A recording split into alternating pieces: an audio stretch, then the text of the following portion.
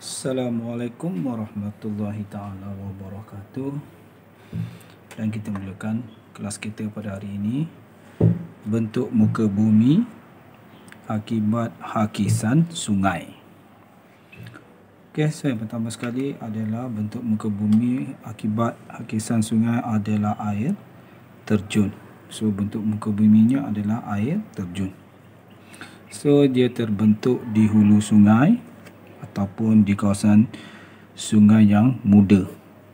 So lapisan batuan keras dan lembut yang berselang-seli biasanya terdapat di kawasan air terjun. So bagaimana ia berlaku?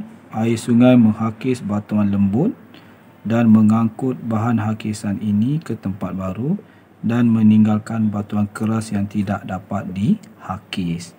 So air akan bergerak jatuh ke bawah sebagai air terjun. So kalau kita tengok di sini, kita akan dapati ada lapisan batuan keras, lembut, batuan keras, batuan lembut. So air sungai ini dia akan menghakis batuan lembut sehingga bertemu dengan batuan keras yang tidak boleh dihakis lagi. So dia akan bergerak dan dia akan terjun, dia akan jatuh ke bawah sebagai air terjun. Ini adalah bentuk muka bumi akibat hakisan sungai yang pertama, iaitu air terjun. Dan yang kedua adalah bentuk muka bumi yang boleh terhasil akibat hakisan sungai ialah jeram. So aliran air sungai melalui lapisan batuan dan batuan lembut yang berselang-seli.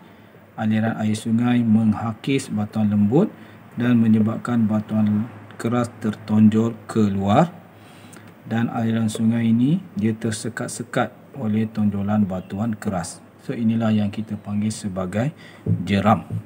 So kita tengok di sini aliran air sungai, dan apa yang kita dapati ada lembut, lapisan batuan keras, lapisan lembut, lapisan batuan keras, lembut dan keras. So aliran air ini akan menghasilkan proses hakisan. So hakisan akan berlaku dengan lebih aktif pada batuan lembut dan kurang aktif pada batuan keras dan seterusnya. So ini akan menghasilkan kawasan yang beralun-alun.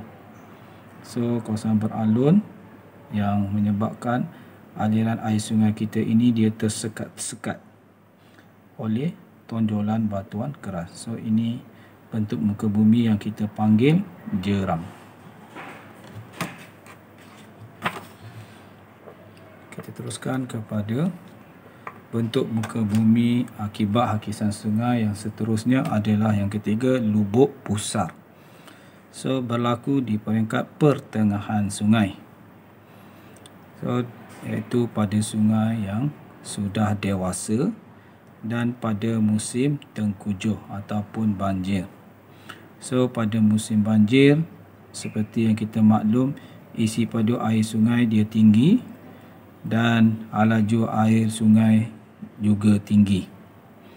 So ini akan menyebabkan aliran air sungai dia akan mengalir dengan sangat laju dan dia akan menghakis di tebing sungai yang mempunyai batuan yang lebih lembut dan menyebabkan aliran sungai ini mengalami pusaran. So kawasan ini kita panggil sebagai lubuk pusar. So arus pusar ataupun arus eddy menggorek dasar dan tebing sungai yang mempunyai batuan lembut dan seterusnya akan menghasilkan lekukan dan lubang yang dalam yang terbentuk di kawasan sungai. Ini dia lubuk pusar. Kawasan ini adalah kawasan yang sangat membahaya. Kenapa dia adalah kawasan yang dalam? Kenapa? Sebabnya aliran air sungai ini telah menggorek dasar sungai dan menyebabkan dasarnya menjadi lebih dalam. So ini kita kenali sebagai lubuk pusar. So nombor 4, lurah V. So ini berlaku di hulu sungai ataupun di kawasan sungai yang lebih muda. So ini di hulu sungai ini biasanya ada bentuk muka bumi yang lain, iaitu air terjun. apa lagi, jeram. Dan kalau kita tengok di situ, aliran sungai mempunyai laju yang tinggi di hulu sungai. Ataupun Sungai Buda ini mempunyai aliran sungai yang lajunya yang tinggi. Hakisan secara menegak ataupun secara hidroul dan berlaku, dan dia akan menghakiskan dasar sungai. So ini akan menyebabkan yang kita dapati bahawa dasar yang sangat curam. So kita tengok di sini sebenarnya lajunya tinggi. Ini adalah pandangan profil keratan rentas sungai. So kalau kita tengok di sini, dia berlaku hakisan secara menegak. So bermaksud aliran air sungai itu dia akan mengkorek dasar sungai, menyebabkan dasarnya sangat dalam. So ini adalah hakisan sungai secara menegak. So jika proses ini berterusan, dan dia semestinya akan menghasilkan gaung yang dalam. Okay, ini adalah lurah bentuk V akibat hakisan sungai.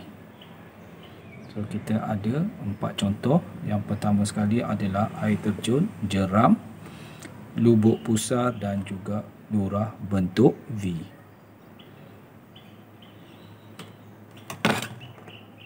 Thank you.